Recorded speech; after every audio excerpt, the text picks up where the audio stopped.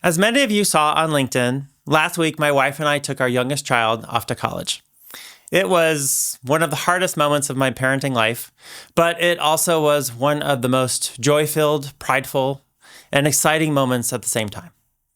As you know, I tend to think a lot, and that means my son likely heard a thing or two as he started his college journey.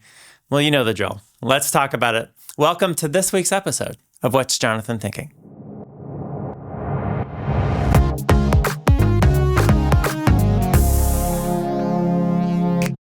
Hello, everyone, and welcome back to another episode of What's Jonathan Thinking? After some tearful goodbyes last week, we left our son tucked safely in his new dorm at my alma mater, the George Washington University. My wife and I had 18 years and a whole summer to prepare for that final moment of saying our goodbyes and wishing our son well as he embarked on this journey of self-discovery we call an undergraduate education. As you can probably guess, you are not the only people with whom I share my thoughts. My family is no exception, and this was certainly an occasion for me to reflect on my life's journey and what I might feel compelled to share with my son as he starts a journey that will likely represent 4 years of incredible personal, academic, and professional growth. It's an amazing opportunity to meet people from all walks of life, family backgrounds, and life experiences. That being said, what is the proper advice for a college-bound child today? It has been 28 years since I was an undergraduate student. Much has changed in the world, but I think some tried and true areas remain remarkably the same. Yes, information travels faster, computers fit into the palm of our hands, and there's no need for landlines anymore. But some fundamentals stay true that this old man can impart on our next generation. So here is my advice for the class of 2028. Here is what I would recommend they focus on in these next 4 years. Number one, academics. We all know the drill at this point. As competitive as the landscape is to get into college, the landscape after college is no different. If you desire to catch the attention of the top consulting firms and the top businesses in the world, academic excellence as an undergraduate is a key gateway qualifier for getting yourself in the door. Meaning, if you think the college world is competitive, wait until you get out into the world of on-campus recruiting. Fortune 100 businesses like Meta, Alphabet, Netflix, Amazon, and the top consulting firms that advise them like McKinsey, Bain, BCG, Accenture, EY, KPMG, and Deloitte have no mandate to love you and accept you into their fold, even if you are super cool in the life of the party. Just the opposite. Because of who they are, they can afford to be selective. So if your dreams center on making it into the best firms in your industry, it's important to get a sense of the profile of students your dream firm looks for and chart your academic path around that.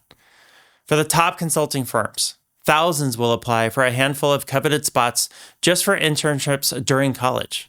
After college, only a handful will be selected for full-time openings. And I wish I could say you could finally take a breather once you get in. The world is competitive, and unfortunately, the challenge to differentiate yourself from the competition never stops, selective firm or otherwise. So the reality is that you have to go into college with some sense of where you are going because the road to where you want to end up starts now. Number two, networking. This is the time to learn how to make friendships. The value of college is that everyone starts in the same place. Everyone is thrown into this world of the unknown. You are meeting roommates for the first time. You are meeting dorm mates for the first time. And you are meeting fellow classmates for the first time. That's thousands of new people who don't know you. It's a massive opportunity to fan out and create pockets of people who know you for the academics you're interested in, the hobbies you love, and the organizations you want to affiliate with. Everyone you meet in this environment is a future professional colleague, maybe even a future connection to an employer. Take the time to build relationships. Number three, self-discovery. The road to college is formulaic. Have the best grades possible, have the best test scores possible, have the best resume possible, write the best essay possible, apply, see what happens. That's high school. College is all that for sure. All those things matter, but it adds this special component of personal growth that is unlike any other time in your life. It's this fantastic time to explore and navigate the world around you and learn about yourself. Who are you? As freshmen, no one expects you to have the answer to this question. But now you have this grand opportunity away from your home, away from your parents, away from old friends, to seek an answer to this question. You will learn during these 4 years what your core values are. You will for sure take from the values that have been instilled in you, but you also have an opportunity to develop your own identity. You have an opportunity now to learn what are your negotiables and what are your non-negotiables as a person. You will learn what kind of people attract you and what kind of people are attracted to you.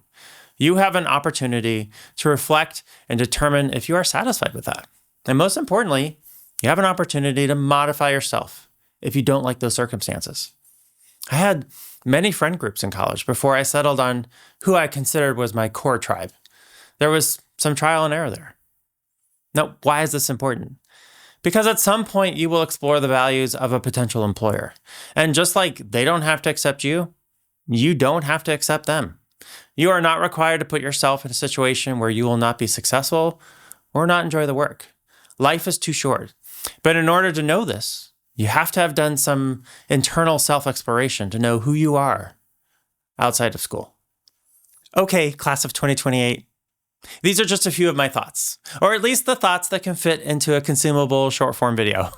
You have so much to learn, and we have much to learn from you. Your journey is just beginning. Enjoy the ride. Thanks for tuning in today. Have a great week. For the class of 2028, have an amazing first semester, and I'll see you next time on What's Jonathan Thinking?